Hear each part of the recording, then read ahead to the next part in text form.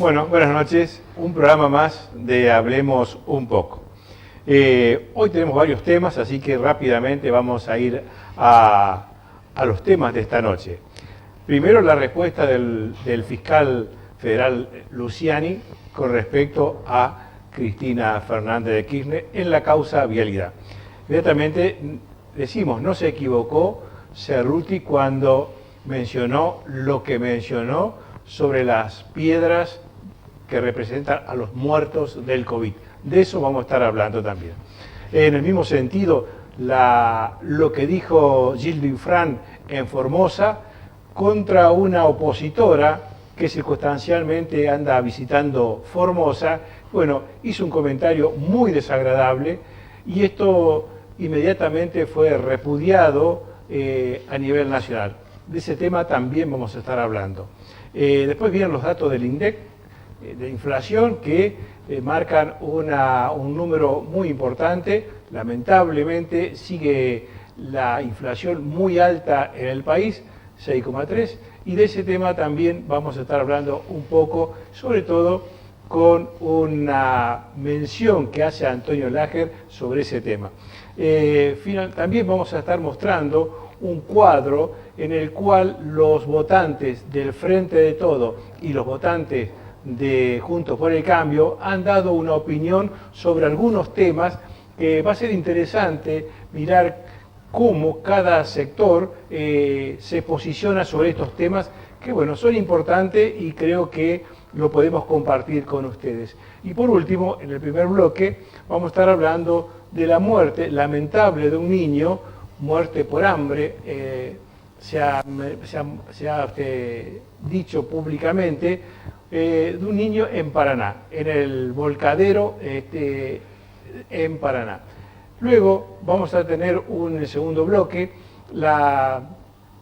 unas imágenes que fuimos tomando de la fiesta de la tradición en la Escuela Agrotécnica, una fiesta muy linda, muy importante, muy familiar, que la queremos compartir con ustedes, si bien el canal ya ha puesto imágenes sobre este tema, pero bueno, nos parecía interesante reeditar esas imágenes y de hacer algunos comentarios al respecto. Y finalmente, en el tercer bloque, viene Hernán con toda la realidad local. Así que rápidamente vamos a empezar con el primer tema, y que tiene que ver que este lunes que pasó, el fiscal Luciani rechazó los pedidos de nulidad de la defensa. Y en este sentido, Luciani fue muy tajante, muy preciso y dio muy pocos detalles más allá de los que ya había anunciado durante toda su larga exposición durante el alegato que hizo hace ya algunos días atrás. Textualmente voy a leer porque son textuales de él en la última ocasión. Dice, defendió el uso del teléfono por parte de José López como prueba y dijo que no haría ninguna réplica en este sentido. También manifestó el fiscal que el alegato se sostiene en sí mismo. También dijo no tener nada que ver, no tiene nada que replicar, nada que contestar, sobre todo a los defensores de los imputados en la causabilidad que en este juicio que se está llevando adelante pedían ciertas aclaraciones por parte del fiscal. También dijo, tampoco vamos a contestar valoraciones políticas emitidas por la defensa, porque el fiscal se circunscribió específicamente al aspecto técnico, jurídico del expediente. Y finalmente dice, lo único que se pretende en este sentido es plantear desorientar a la sociedad, generar un clima de supuesta ilegalidad sobre las pruebas que están incorporadas en el expediente. Esto fue con mucha precisión y sin darle tanta vuelta al tema, dejó sentada su exposición y pidió también luego, creo, poder contestarle a uno de los abogados que hizo referencia este viernes. Así que vamos a ver las imágenes de lo que dijo el fiscal federal Luciani. No advertimos argumentos jurídicos adversos que ameriten alguna réplica o respuesta, ya que todas las valoraciones encuentran una contestación efectiva a lo largo de la acusación de más de 70 horas que formuló este Ministerio Público Fiscal respecto de los 13 imputados. Y en este punto concuerdo plenamente con los doctores Fragueiro Frías y Viñale, quienes afirmaron categóricamente que el Ministerio Público Fiscal no estaría facultado o autorizado para replicar. Y ciertamente, esto hay que explicarlo, el artículo 393, párrafo 5 del Código Procesal Penal de la Nación establece que la réplica deberá limitarse a la refutación de los argumentos adversos que antes no hubieran sido discutidos. Como ha podido apreciar el tribunal al escuchar los alegatos de las defensas, aquí no hay argumentos jurídicos novedosos o que en nuestro alegato no hayan sido discutidos. Todas, absolutamente todas las cuestiones jurídicas que pusieron los defensores encuentran su respuesta en la valoración cronológica y completa de la prueba que hizo a lo largo de las 9 audiencias este Ministerio Público Fiscal. Miren, estamos tan seguros del trabajo profesional, honrado y objetivo que hemos hecho a lo largo de 3 años y medio de juicio y por supuesto en nuestro alegato que sinceramente no tenemos nada que replicar. Y justamente la solidez del alegato queda en evidencia a partir de que no tenemos nada que contestar. Y por eso no vamos a hacer uso de la oportunidad que ofrece el artículo 393 del Código de Forma.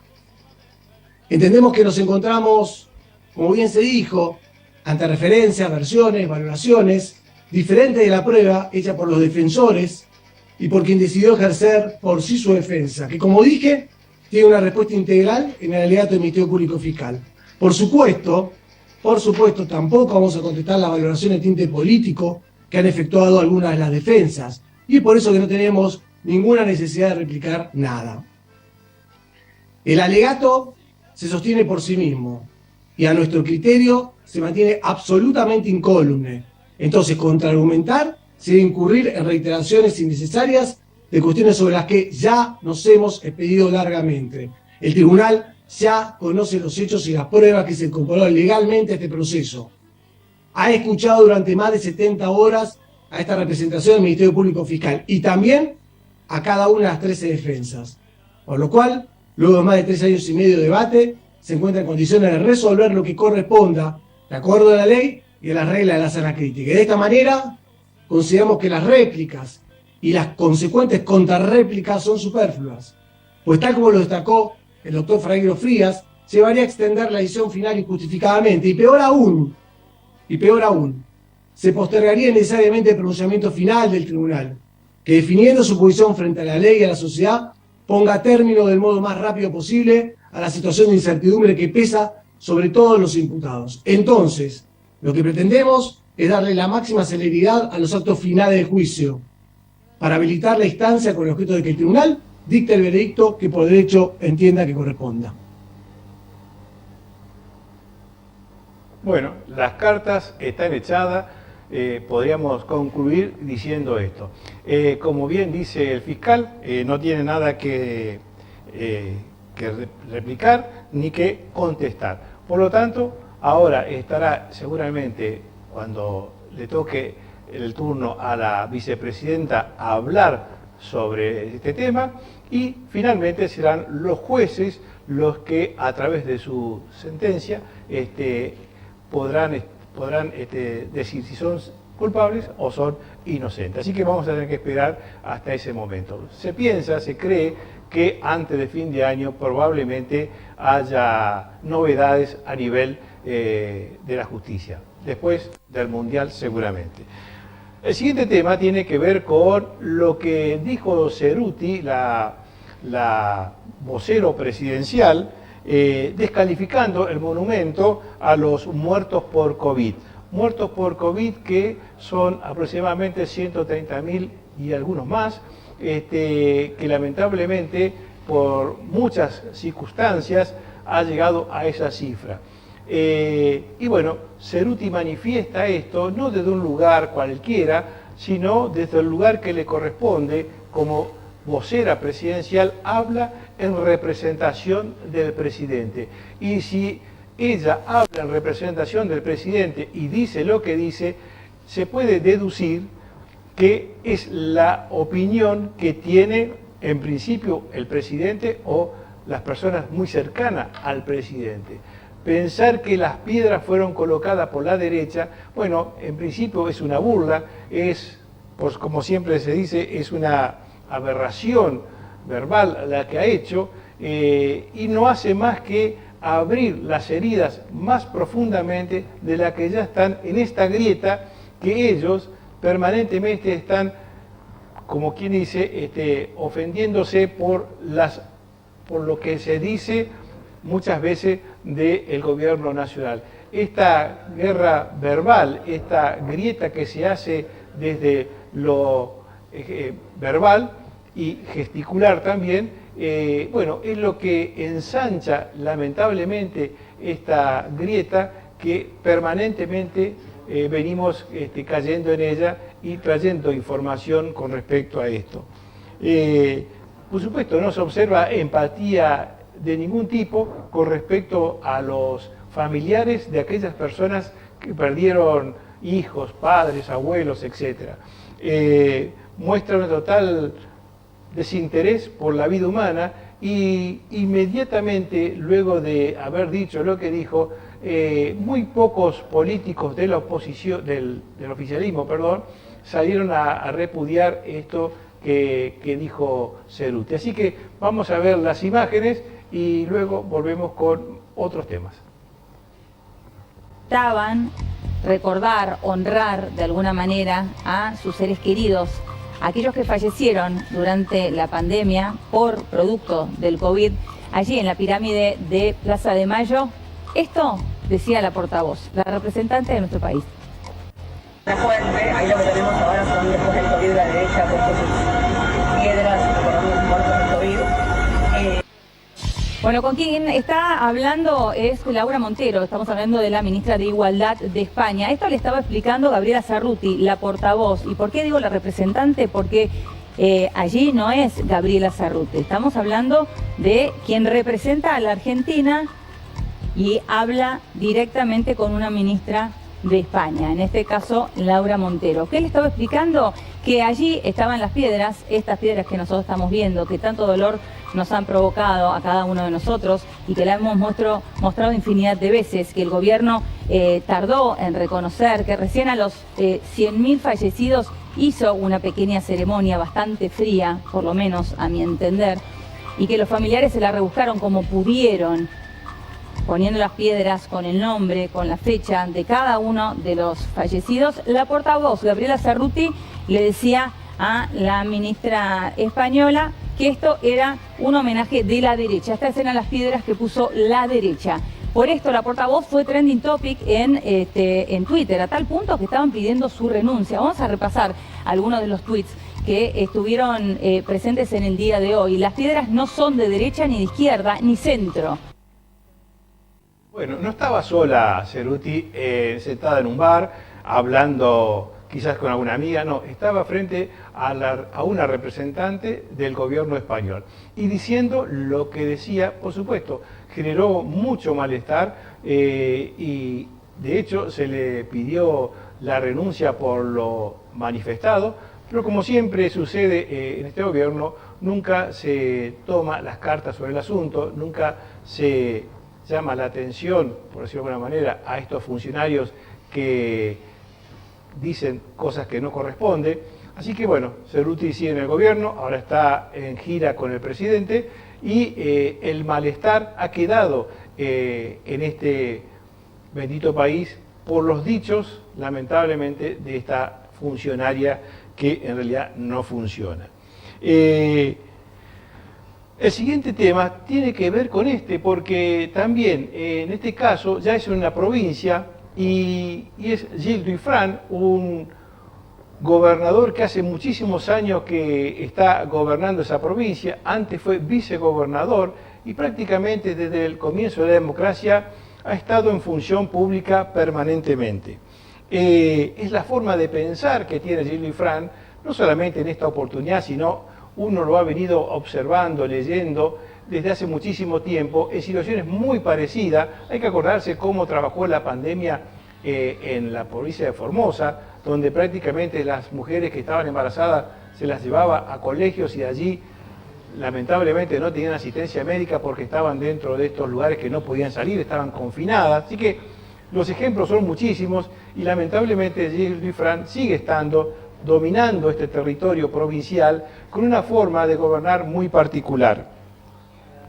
Es la forma de pensar y la forma de actuar que tiene estos tipos de políticos que se creen dueños de un territorio y llamémosle provincia, puede ser también un municipio y, ¿por qué no?, juntas de gobierno. Cuando están permanentemente en el poder y se creen dueños de la gestión o dueños del lugar, bueno, muchas veces aparece la violencia, porque cuando uno pretende ir a ese lugar, si es oposición, y hacer política, inmediatamente aparecen, entre comillas, algunas camionetas para ver en qué se anda, y viene el amedrentamiento, y viene también muchas veces el apriete. Así que es un modo de dominar y de generar o impulsar el pensamiento único, votar siempre a la misma forma o a la misma fórmula de gobierno o al mismo partido.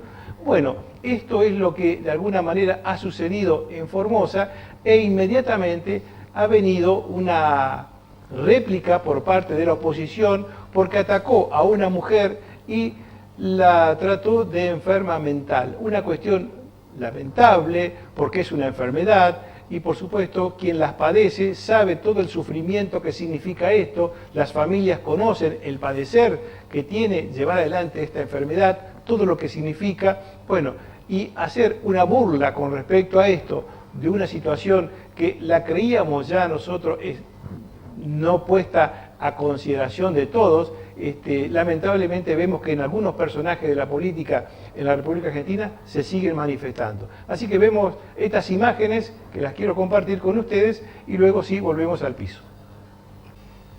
Todo va para atrás. ¿Y por qué va para atrás? Vos mirá cómo está la discusión política en la República Argentina. María Eugenia Vidal fue a hacer campaña electoral a la provincia de Formosa y dijo, esta provincia atrasa. Y el gobernador de la provincia, levantando el nivel de la discusión, dijo, tal vez lo que tenga esta señora sea un atraso mental. O sea, vos fíjate a dónde ha llegado el nivel de la discusión política y las cosas que se dicen. O sea, todo lo que están diciendo hoy los manuales, que no habría que decir, es lo que se está diciendo. Muchos de ellos están saliendo a pedir perdón. No ha sido el caso de Infran, pero escuchemos lo que dijo sobre María Eugenia Vidal y abrimos la polémica. Cambiar Formosa. Pese a que ayer estuvo una señora que vino un ratito y descubrió de que Formosa tiene un atraso de 27 años, yo creo que el atraso de ella debe ser mental. O de quienes le informan, no sé. Listo. Mirá en primera fila funcionarios importantes, nacionales, aplaudiendo esta cuestión, o sea... Bueno, si solo fue un ratito y vio lo que vio y generó eso, bueno, yo lamento mucho por la gente de Formosa cómo estará viviendo, porque son los que viven permanentemente. Así que conocemos datos de cómo vive la oposición, cómo le cuesta a la oposición hacer política, cuando tiene este tipo de personaje lamentable, nefasto, que no hace más que empobrecer, en principio, a la política y, por supuesto, luego a la sociedad entera. Así que este es Gilles Dufresne, este es un exponente lamentable de un sector del peronismo. Y aclaro, un sector, porque no todo el peronismo está enrolado bajo esta forma de pensar y de actuar. El siguiente tema tiene que ver con la inflación y ya fue público este dato que salió por los medios nacionales, donde muestra una inflación en el mes que ya pasó, del 6,3% y va a un interanual del 88%.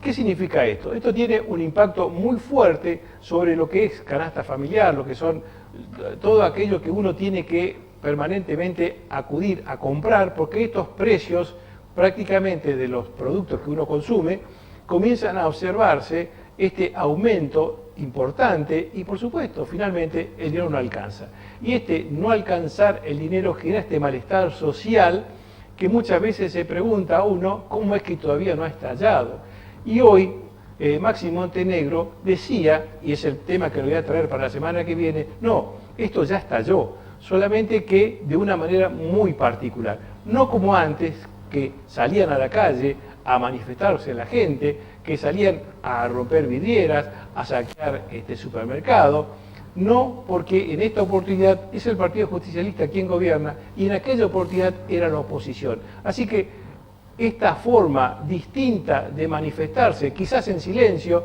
quizás como quien dice, bueno, bancándose lo que viene, tiene que ver con esto muy particular, pero genera un signo de pregunta, porque esto no se va a arreglar en un año, no se va a arreglar en 2 años, porque esto tiene una inercia que prácticamente no se puede parar. La pregunta que nos hacemos es cómo se prepara el próximo gobierno, sea del signo que sea, según las encuestas, da con mucha margen de probabilidad que sea Juntos por el Cambio el que llegue a la presidencia. Habrá que ver quién es la fórmula que finalmente se va a imponer, pero cómo se prepara este nuevo oficialismo ante esta situación que ya se ha vivido anteriormente durante el gobierno de Mauricio Macri, que ya se ha vivido anteriormente durante el gobierno de la Alianza, que ya se ha vivido anteriormente durante el gobierno de Alfonsín. Así que experiencias hay, se conoce cómo es el paño, qué es lo que va a suceder.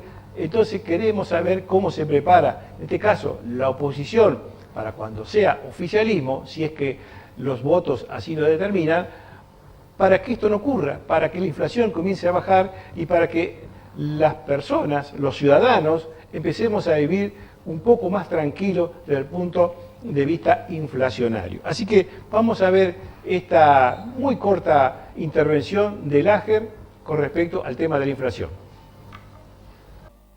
6 puntos el mes pasado, esto marca una pequeña aceleración.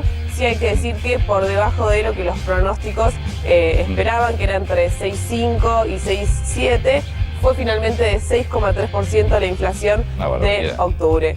Que nos empezamos a acostumbrar a números increíblemente altos. Por lo tanto, teniendo en cuenta que queda noviembre y diciembre, ya podemos decir que es un hecho que este año va a superar el 100% de inflación y no se espera que ese piso a futuro baje del 6%, sobre todo por los ajustes que se están haciendo de regulados, que Antonio... Bueno, muy bien. Como dijo la señorita allí en el piso, es muy difícil que la inflación baje si es que no se hace nada con respecto a esto. Si se pretende que precios cuidados o como se quiera llamar, controle la inflación, algunos dicen, están equivocados porque esto ya sucedió antes y la respuesta fue fracaso. Así que hay que ver cómo se va a hacer cómo se va a implementar este programa para que realmente baje la inflación. Pero ahora hay una placa que cuando Seba lo disponga la vemos, ahí está, donde está muy bien identificado 2 sectores, uno los votantes del Frente de Todos y los otros votantes de Juntos por el Cambio. Y yo remarqué en colores 2 o 3 cosas que me llamaron la atención. Es una encuesta que se le pregunta a la gente y allí está cuáles diría que son los principales problemas que afectan hoy al país. Y allí están las respuestas. Para el Frente de Todos y también para Juntos por el Cambio, la inflación es el primer punto. Pero ya en el segundo ítem baja considerablemente la corrupción para Juntos por el Cambio, pero en cambio para los votantes los bajos salarios. Y allí habría que hacer una diferenciación, por qué unos contestan una cosa y por qué los otros contestan otras cosas. Pero ya lo vamos a hablar más adelante. El votante de Juntos por el Cambio, el punto número 5 es la educación. Hay un gran problema de educación y realmente para los votantes del Frente de Todos está bajo, está muy bajo, el 4% solamente piensa que el problema es la educación y hace referencia al 9%, y cuando vamos a Juntos por el Cambio, 8 se transforma finalmente en un 22%. Así que el tema educativo es un tema muy importante que para algunos es primordial y para otros es secundario. El siguiente tema tiene que ver con la salud. ¿Cómo es la salud para el Frente de Todos y cómo es la salud para la gente de Juntos por el Cambio? Son situaciones que se están observando cuáles son las prioridades de uno y del otro lado, y tiene que ver muchas veces con la educación, con la capacidad de ingresos, cómo en este caso uno valora más un aspecto que otro, así que es interesante tenerlo esto porque, bueno, marca de alguna manera cuáles serían aquellos puntos que la clase política tiene que mirar a la hora de proponer propuestas, valga la redundancia, en esta próxima campaña electoral. Hacia dónde hay que mirar para, bueno, para enamorar, como se dice habitualmente, al electorado y así ver si finalmente los votan o no. El último tema de este bloque tiene que ver con algo lamentable que ha tenido, si bien alguna repercusión en algunas redes sociales, pero en los diarios de Paraná fue un título y desapareció rápidamente, que tiene que ver con la muerte de un niño que buscando comida en el basural de Paraná, en el volcadero de Paraná, es un basural a cielo abierto muy grande, muy antiguo. Yo me acuerdo que cuando yo estaba estudiando en Paraná, ya el basural, el volcadero de Paraná, ya era todo una problemática ambiental muy difícil, y estoy hablando más de hace casi 40 años atrás. Así que es un tema que no tuvo nunca solución en la ciudad de Paraná, es un tema de permanente problemática ambiental y que, bueno, casi siempre o de vez en cuando se cobra vida de niños, de adultos, porque van allí a buscar alimento, van allí a encontrar aquello que no pueden encontrar en la mesa de sus casas y que lamentablemente en algunas ocasiones encuentran la muerte. Vamos a ver estas imágenes y luego sí volvemos al piso. Este nenito fue asesinado por el hambre y por los funcionarios miserables, inútiles y ladrones que han condenado a tantos chicos a la indigencia. Allí lo estamos viendo, ahí está Chicha. La carita de Chicha, que apenas tenía 8 años, muestra su flequillo y sus ojos tristes de mirada profunda. Chicha nos mira a todos, pero sobre todo a los gobernantes. Chicha es ese chico hermoso, como todo pibe de 8 años. Lucía una remera con la imagen del Capitán América, pero ni ese superhéroe lo pudo salvar de la muerte. Estaba en ese basurero gigante a cielo abierto que llaman el Volcadero, en Paraná, la capital de Entre Ríos. Con otros amiguitos estaban haciendo lo mismo que hacen todos los días. Esperaban el camión municipal que retirara la basura de la zona donde están los restaurantes del centro. Son chicos que sueñan con los restos de una hamburguesa y de algunas papas fritas. Hurgan entre los desperdicios buscando algo que los saque del hambre y de la indigencia que los mata todos los días. Pero ese día, el hambre con forma de camión asesinó a Chicha. Corrió para treparse al paragolpes, pero un pozo grande en el camino de tierra sacudió el vehículo y Chicha se cayó. El camión le pasó por encima y lo mató en el acto. ¿Hay imágenes más horrorosas que ver a ese chiquito aplastado por la ausencia del Estado? Chicha, que se llama Víctor, no es una excepción, Más de la mitad de los chicos argentinos son pobres.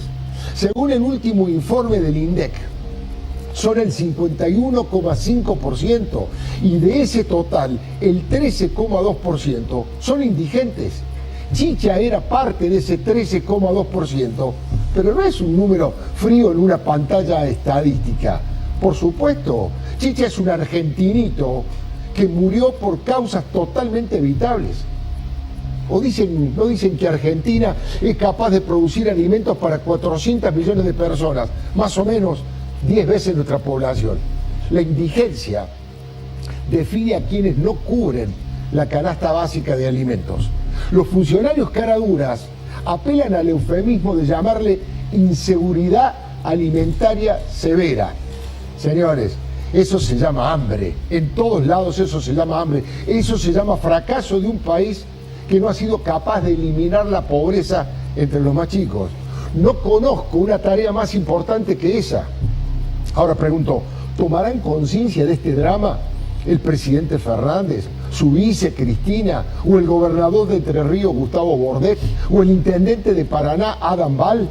¿Alguien se acordará del ex gobernador Sergio Uribarri, condenado por corrupción? Una vez más, tenemos que decir que la corrupción mata. A todo lo que dice Leuco, Alfredo Leuco, ¿dónde está el Estado presente? Que muchas veces escuchamos a los funcionarios, a legisladoras, hablar de un Estado presente. Y ese hecho no es tan distinto a otros hechos que han ocurrido a lo largo de la provincia. Así que estamos viendo una situación extremadamente delicada en cuanto a, ¿se acuerdan? Primero los niños, ese eslogan político que acuñaba algún ex gobernador. Bueno, primero los niños tiene que ser siempre, no en campaña política, sino durante todos los años, durante todos los días, porque realmente se observa bueno, los datos lo ha dicho Leuco, el dato de indigencia 13,2% y de pobreza a nivel país el 51,2%. Son datos alarmantes y la clase política no se da cuenta, no advierte, no escucha el llamado de estos niños que están necesitando comer. Bueno, pasamos a último tema, tiene que ver con una información que quiero compartir con ustedes. Quiero agradecer, por supuesto, al dueño del canal, a Rafael Arévalo, como también a Sebastián, que está en la parte técnica del canal, porque nuestro programa, Hablemos un poco, va a salir todos los viernes a las 20 horas por la Asociación Entrerriana de Telecomunicaciones. Así que el día de ayer Sebastián envió el primer programa y así sucesivamente hasta que estemos en el aire y después entraremos de vacaciones seguramente, estaremos compartiendo lo que pasa en Feliciano, pero lo vamos a replicar a nivel provincia. Así que es una satisfacción esta noticia que nos han dado y por supuesto un mayor compromiso de tener mejores contenidos o contenidos que podamos también compartirlo con el resto de los entrerrianos. Muy bien, de esta manera damos inicio al programa.